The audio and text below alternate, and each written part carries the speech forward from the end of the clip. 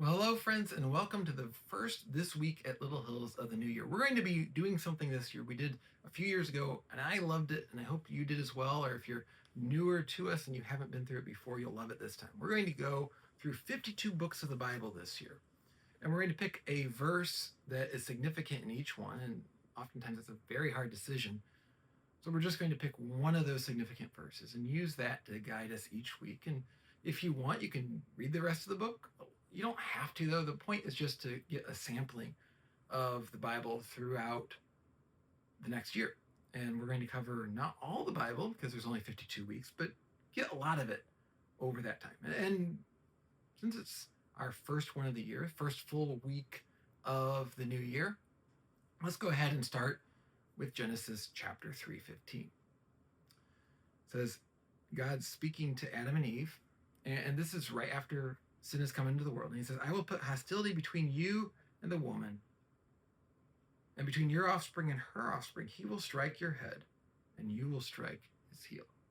That's God's promise to the serpent, that he's not going to succeed in the plan to mess up the world.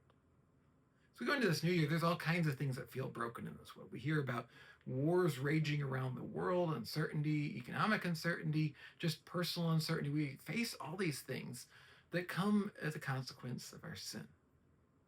But from the very beginning, God has made it clear, I'm not content to leave it this way.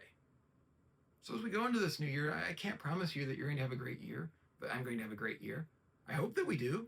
I hope that 2026 is the best year for everyone here tonight.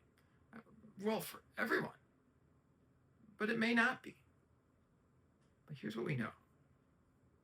That the damage done by sin isn't final.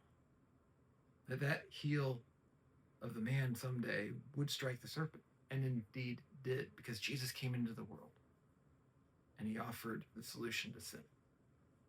We're going to be thinking tonight during our Sunday night service about that very thing, that it's important that we don't just sort of belong, but that we actually believe in Jesus.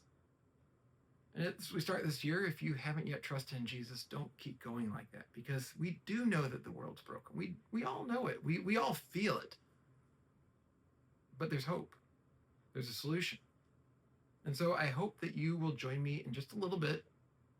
Come join us for service, 5:30 p.m. Central Time, in person or online. Sunday school thereafter. You can come for both or just one.